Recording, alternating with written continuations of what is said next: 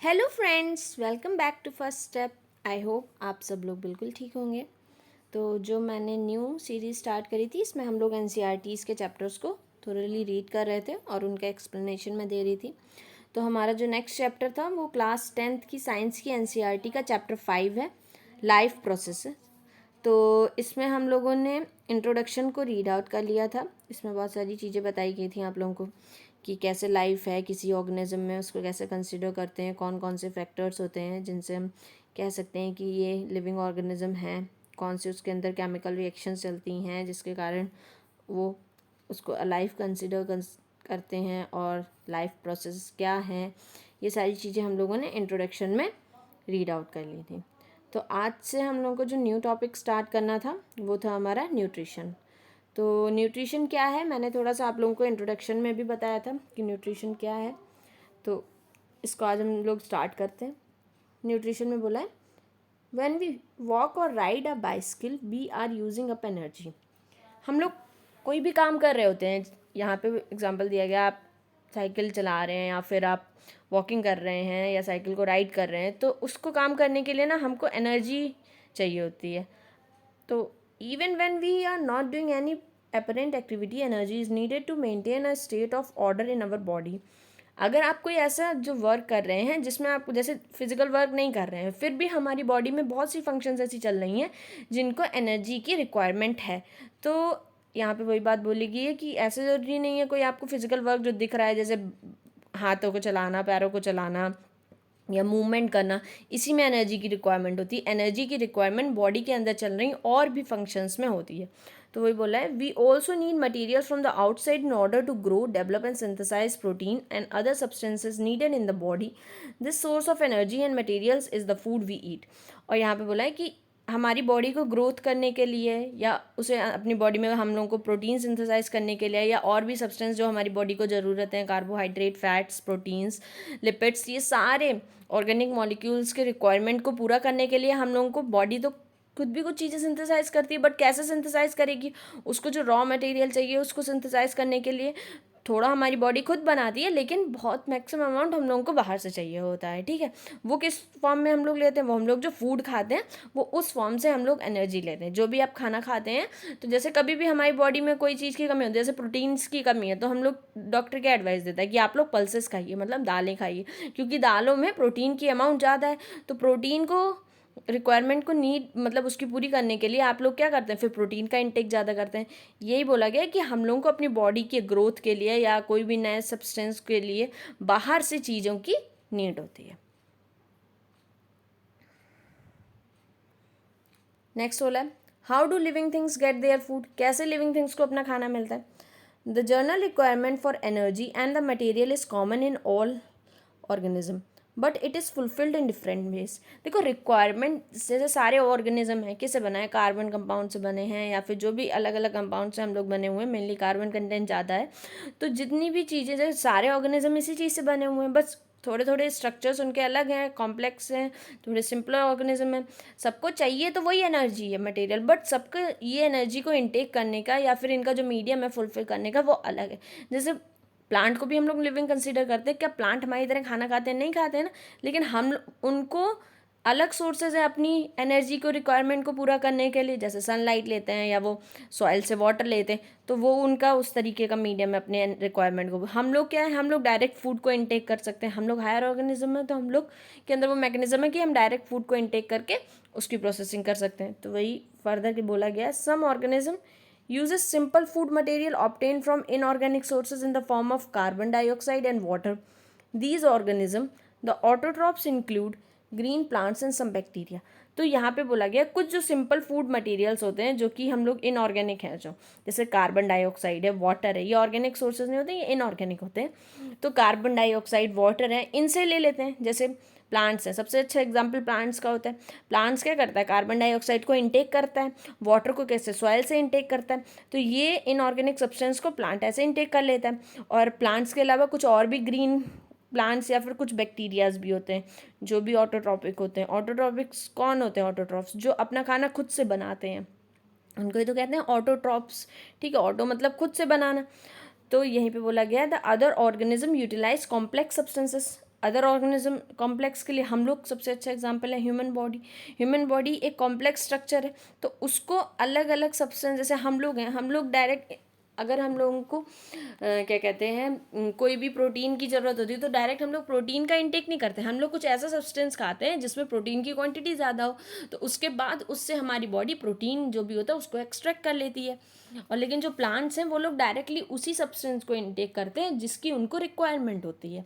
बोला है these complex substances have to be broken down into simpler ones before they can be used for the upkeep and the growth of body. जो चीज़ मैंने आपको बताई थी कि जैसे हमारी बॉडी में जाके जो कॉम्प्लेक्स सब्सटेंस हम लोगों ने खाए हैं उनकी ब्रेक डाउन हो जाती है, सिंपलर सब्सटेंसेस में टूट जाते हैं। जैसे कि अगर आपने पल्सेस खाएंगे तो पल्सेस में से प्रोटीन हमें लेना है ना, तो पल्सेस का जो भी कंपोजिशन होगा उसका ब्रेक डाउन होकर उससे हम लोग प्रोटीन इनटेक कर लेते हैं। वो कौन कर रहा है? हमारी बॉडी के अंदर जो ऑर्गन्स हैं, जो डाइजेस्टिव सिस्टम है, वो ये सारे प्रोसेस कर रहे हैं।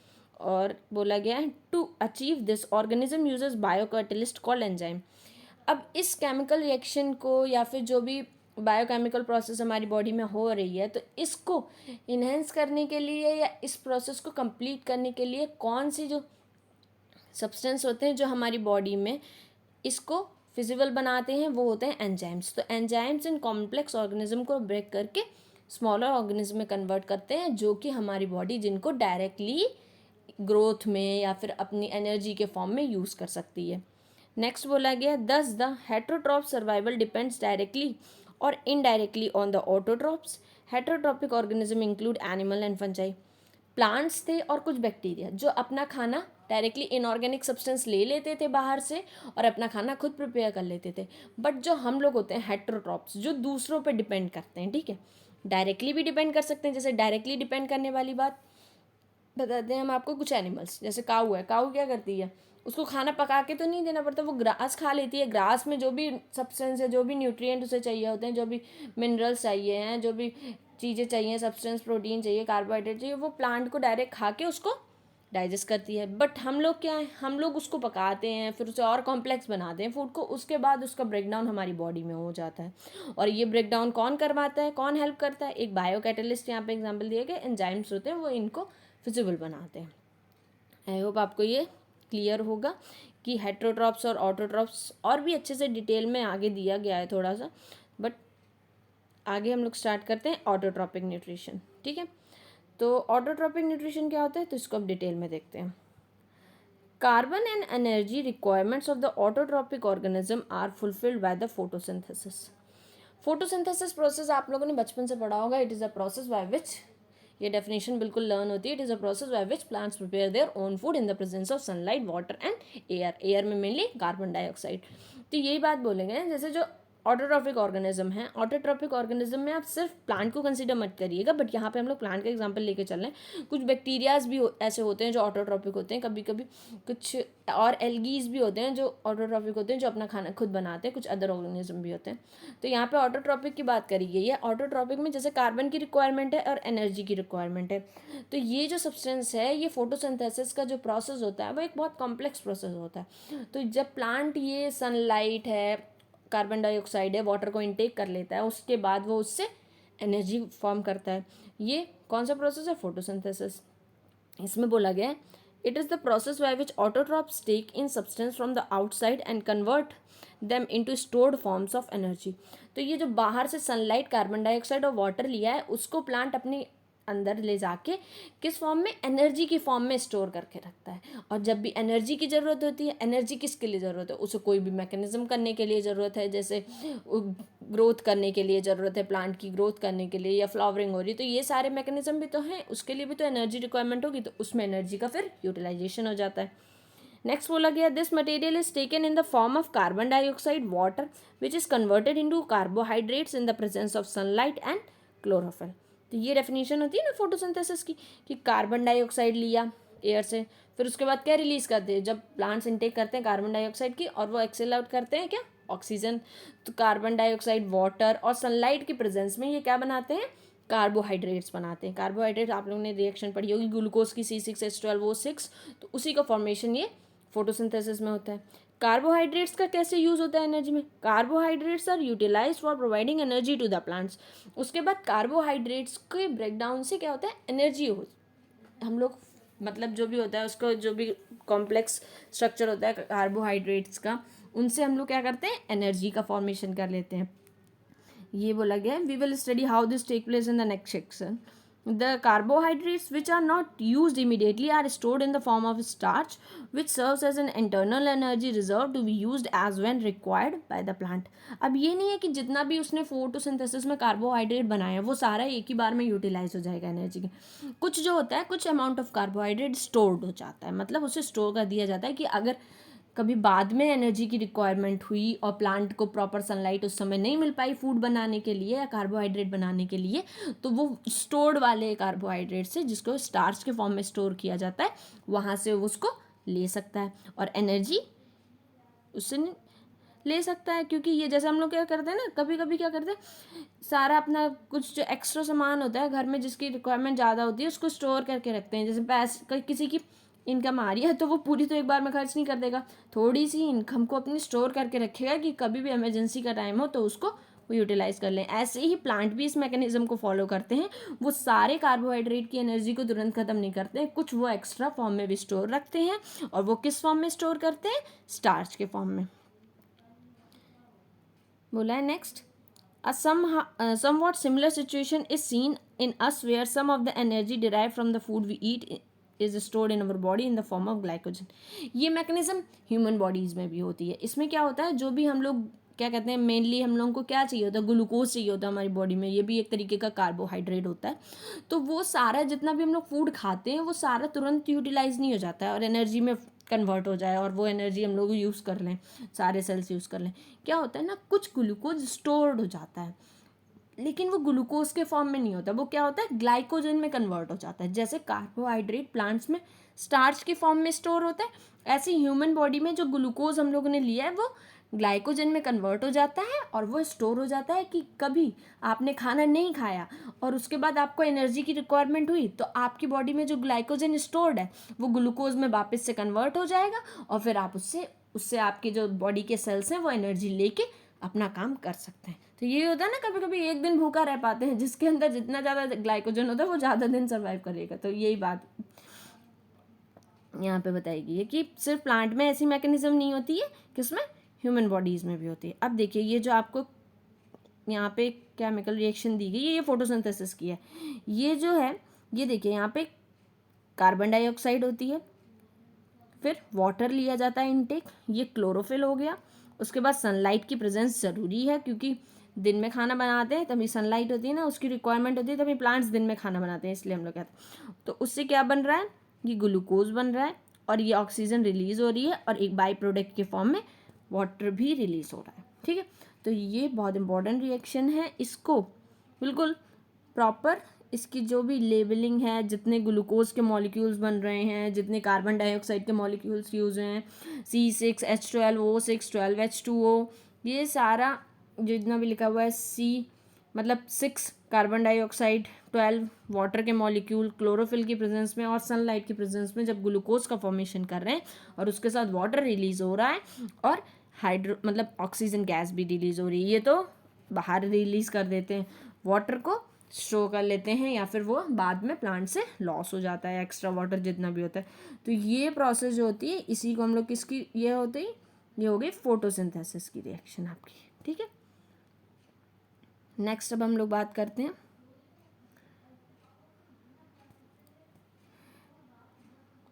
अब इसमें जो थोड़ा सा डिटेल में आप लोगों को बताया गया है। Next, let us see now what actually happens during the process of photosynthesis.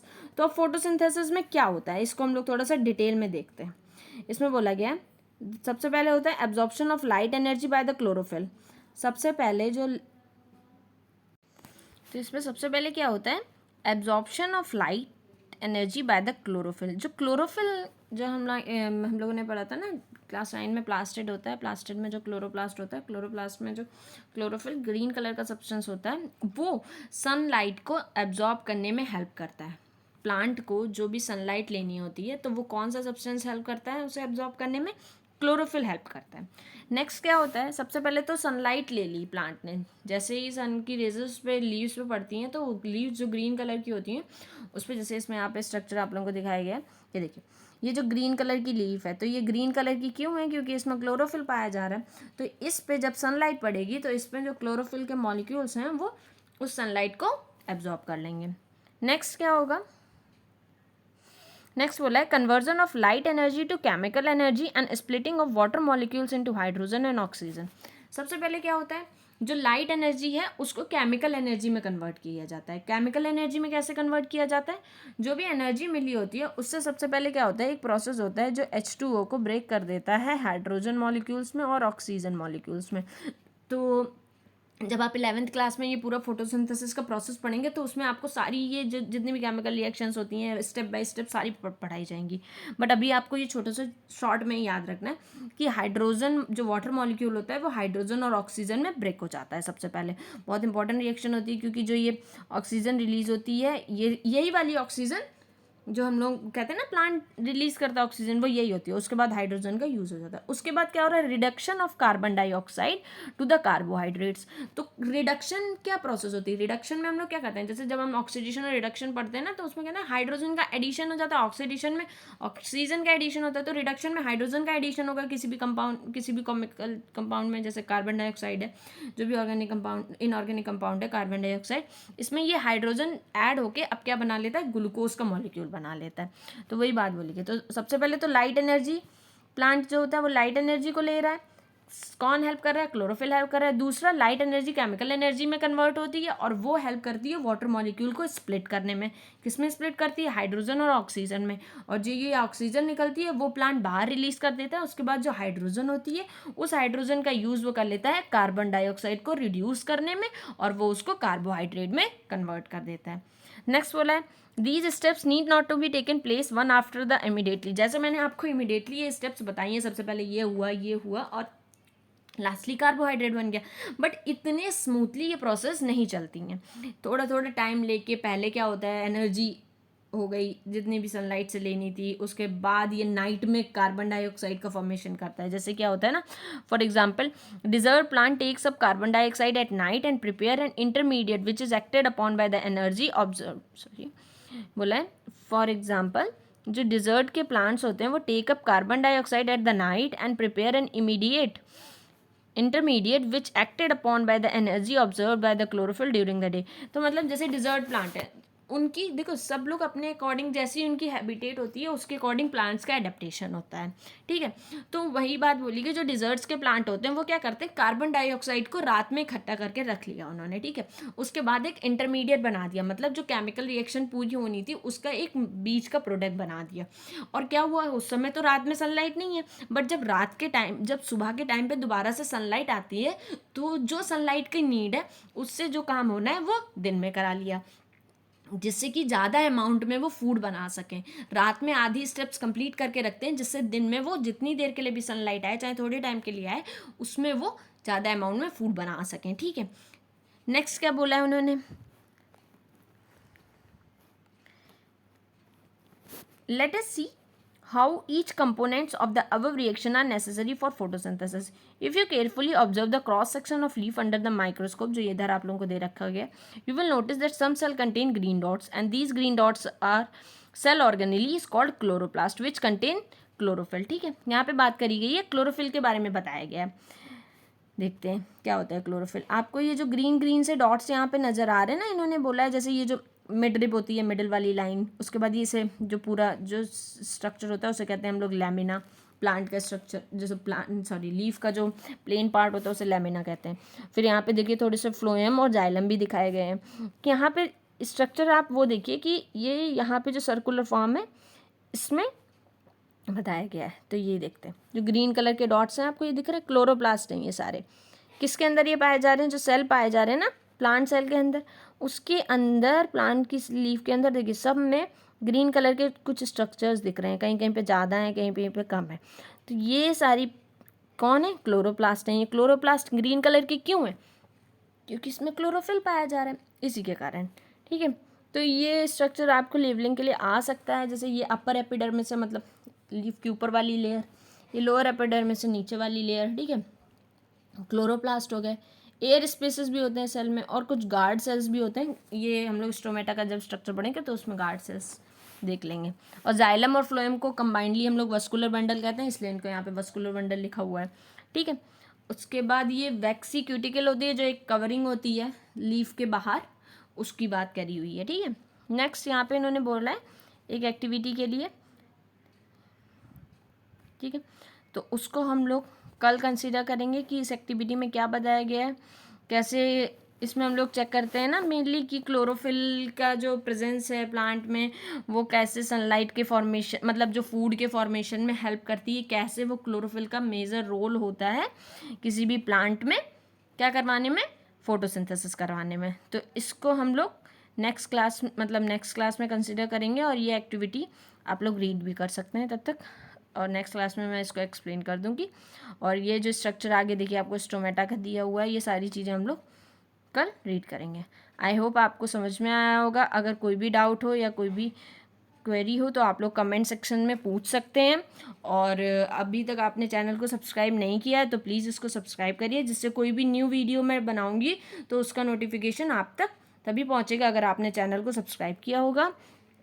और इसे ज़्यादा से ज़्यादा अपने फ्रेंड्स के साथ शेयर करिए, जिससे उनके सारे एनसीईआरटी के जो भी डाउट्स हैं वो क्लियर हो जाएं और उनको बिल्कुल अच्छे से लाइन टू लाइन सारी एनसीईआरटी समझ में आ जाए, जिससे उन्हें कभी भी अपने बोर्ड्स में आंसर को फ्रेम करने में कोई भी इशू ना हो, जिससे कि उन्हें रटना पड़े। तो make sure to like, share and subscribe, and thank you for watching the video.